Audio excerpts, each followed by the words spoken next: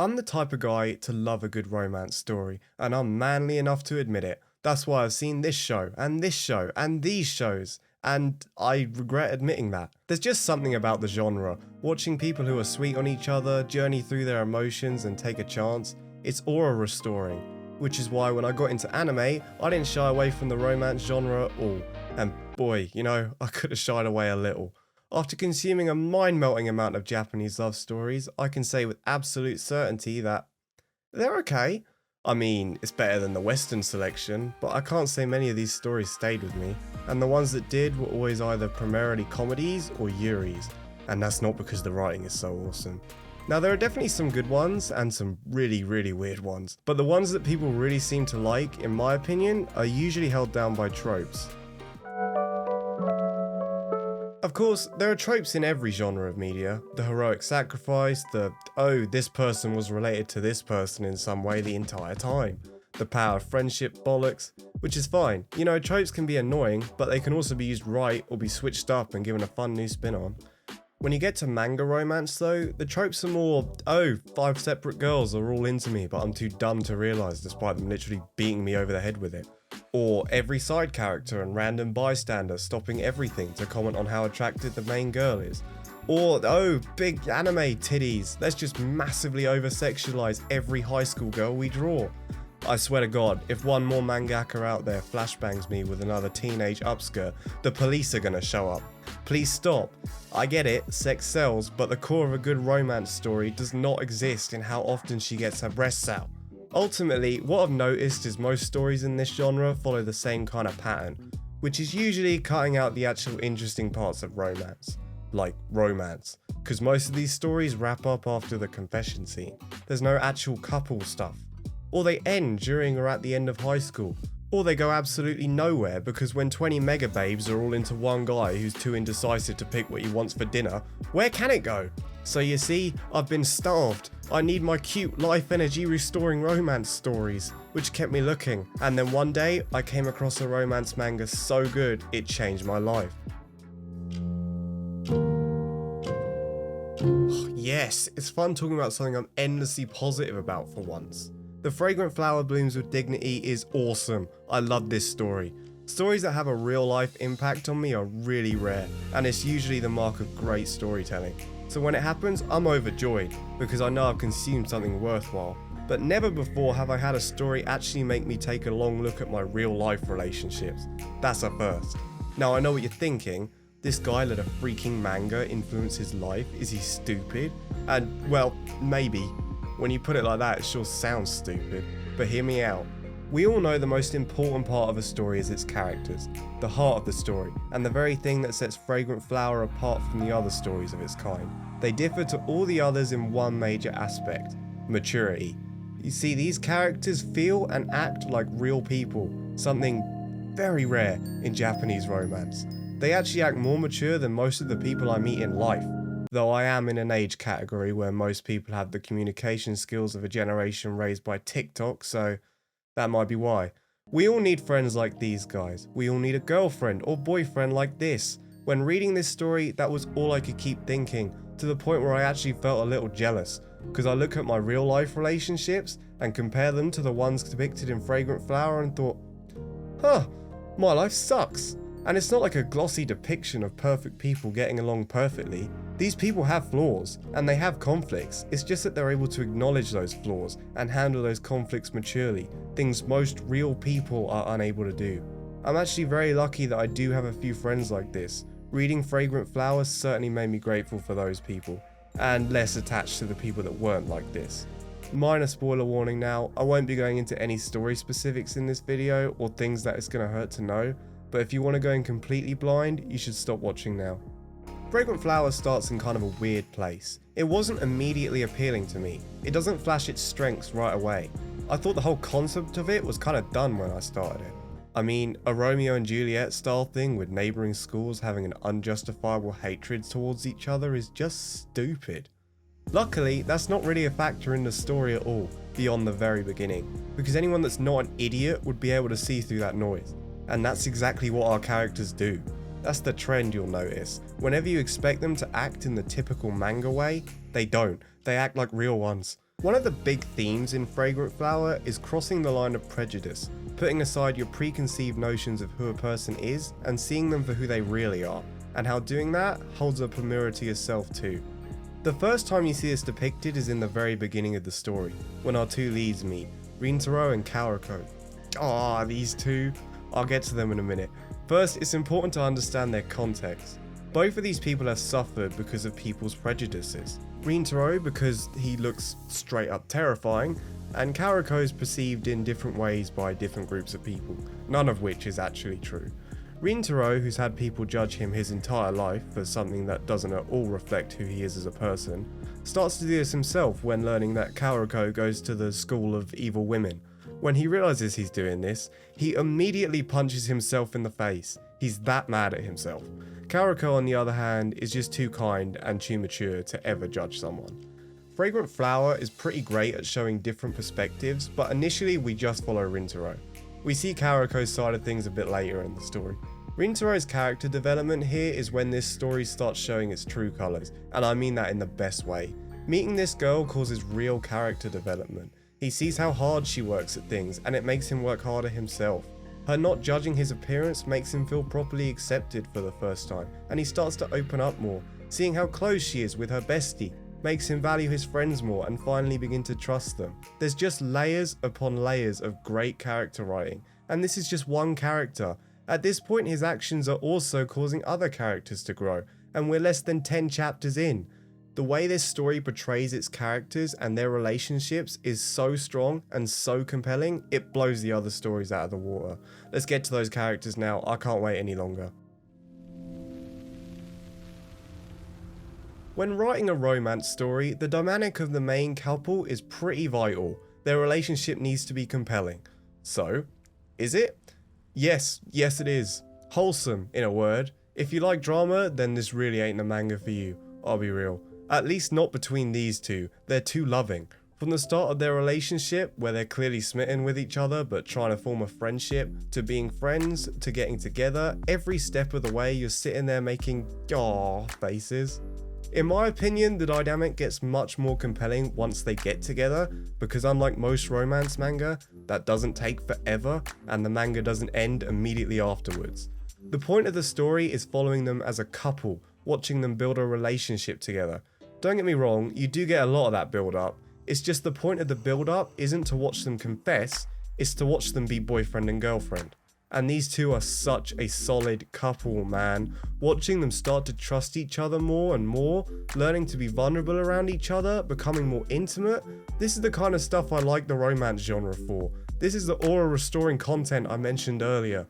The quiet chapters where these two just hang out on a date or something are so damn cute. They just enjoy each other's company. It sounds like I'm describing a real couple here. That's a testament to how well these characters are written. I can't talk about the specifics of their relationship because I'm trying to keep this spoiler free, but they're the best. The fictional relationship these two share is better than any real life one I've ever had, as tough as that is to admit. This is the kind of relationship I want, and provided you put in the same effort as these two, it's the one you deserve. Other than poor Kaoruko dying of neck ache, these two have an airtight relationship, and it's a joy to watch.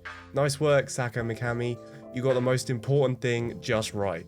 It doesn't stop at these two though. Them being the best isn't enough to carry the whole manga, or make it stand out as one of the best. The side characters of Fragrant Flower have a habit of totally stealing the show.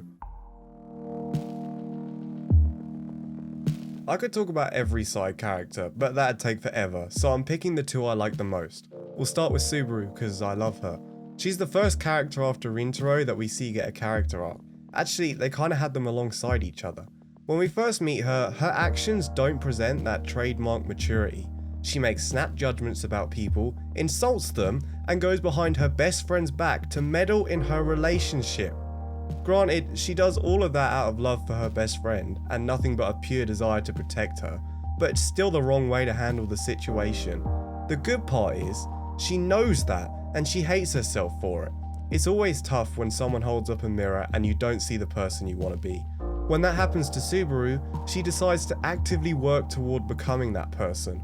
Flaws only become problems when you refuse to admit you had them.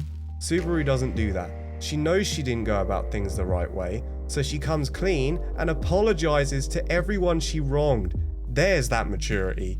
Subaru deals with a lot of self-deprecation, and most of her character growth is from her overcoming that, learning that neither her mistakes nor her trauma should keep her from being loved or from loving herself. Luckily for her, it's made a lot easier because her best friend is Kaoruko.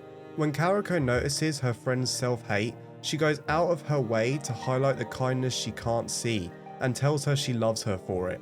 It's honestly one of the sweetest scenes I've read in a manga. And then there's the beach scene, which is just amazing. Watching someone face their trauma head on by not only admitting it to themselves and the people who care about them, but by asking for help is truly inspiring. Subaru's the best.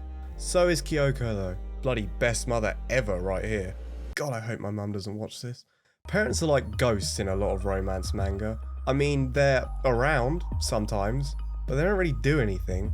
I remember reading an author's note in My Dress Up Darling that read something along the lines of, "His parents were in the way, so I just got rid of them." I think that perfectly sums up how most Japanese authors feel about parents. I don't know why though. You would think being able to give your teenage protagonists an adult perspective would be endlessly helpful. That's certainly what Saka Mikami thinks. Adults have a real role in Fragrant Flower, and it's not just limited to giving advice, they're actual characters. Which brings us back to Tsumugi Kyoko, the best mother ever. This is a woman who watched her young boy be so rejected by his peers that he said to her with a heartbreaking smile that he was giving up on everything. Now, I'm not a mother, but I'd imagine it's pretty devastating to see your son get so beaten up by the world at such a young age for something that isn't his fault. So what does this woman do? She creates a place for him where he never has to feel that way. She turns his home into an oasis. She tries to show him that it's okay being who he is, that he isn't the problem. With avoiding specifics, when Rintaro finally opens up a little and expresses interest in doing something a little out there, to help him embrace that, she swallows her own feelings and does it first to encourage him.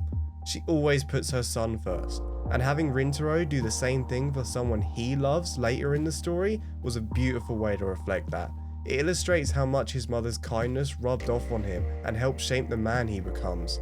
And the fact that he was able to come out of his shell and stop giving up on everything is where we get my favourite Kyoko moment. You see, the friends are just hanging out in Rintaro's crib, and his mother ends up accidentally overhearing the conversation from another room. It's Rintaro opening up to his friends about how he was isolated growing up and what he went through as a child. That's not what gets her though, it's how his friends respond. They tell him simply, those people back then had no idea what they were missing out on because he's a great dude. Hearing them say this overwhelms her, and we can see through the excellent art that it's taking everything in her power to hold back from crying. And she's not proud of herself or thinking about the part she played in getting her son to this point. She's just endlessly grateful towards his friends, the people that accepted him. Between that and her son thanking her, she's just extremely happy. The role she plays in the story is acting as a moral center. Most of Rintaro's kindness comes from being raised by her. She always gives him advice when he needs it. She doesn't pry, she trusts him to come to her. She calls him on it when he does something dumb, and she praises him when he works hard. She fulfills her role as a mother perfectly, and we see how much that helps her children. Oh, and his dad's also there. I'm kidding, all the parents we've seen are all awesome. Kyoko's just the best example of it. It helps that Saka Mikami never has an off day when drawing her, though I guess she doesn't really have any off days. The art was another thing that made this story kinda hard to get into at the very beginning. It looks kinda rough, a little iffy, still 100 times better than anything I can draw.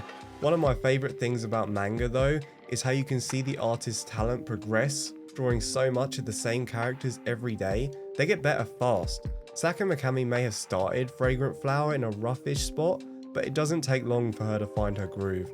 Her art is very good. She really shines at conveying emotion. Mangas have a problem with treating the audience like dummies at times. Sometimes they just spell things out and have no trust in their audience to get it. Take this scene from My Hero Academia. 例えば、その人物に近い将来、死。ただ、無慈悲な死が待っていたらどうします？ナイトアイ、オールマイトのことで。Yes, We know he's talking about All Might. We just got the flashback, and your expressions said it all. You didn't need to spell it out for us. Granted, it's definitely not every story that does this, but I can think of a few. Fragrant Flower isn't one of them. Saka Mikami is able to trust her audience and let her art speak for itself. Take this scene for example. No need for me to give context or anything, you can see everything he's feeling on his face. Anxiety, confusion, distress, it's all there. He doesn't tell us in a thought track that that's what he's feeling, the art tells us. Same with these scenes, gratitude, pride, love, complex emotions conveyed so clearly through phenomenal artwork. When I was rereading the manga in preparation for this video, I started saving pages to make this point, and the folder ended up being over 230 pages big. So these aren't one-offs, the art is consistently at this level. Manga is a visual medium of storytelling. The art is how a mangaka conveys their story to an audience. I don't think I would be anywhere near as moved by these scenes or as attached to these characters as I am if they weren't so well illustrated.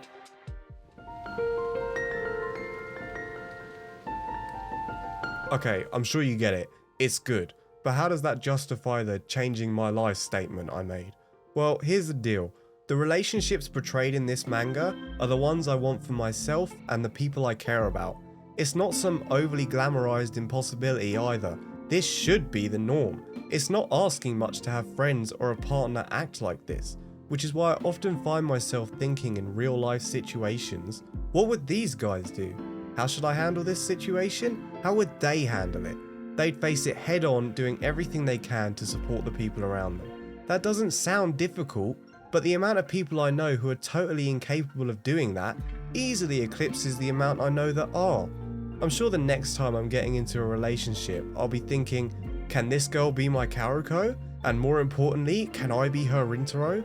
Now I know how stupid that sounds, but I don't see any way for me to go wrong if I'm doing that, provided I'm able to draw the line between a fictional story and real life.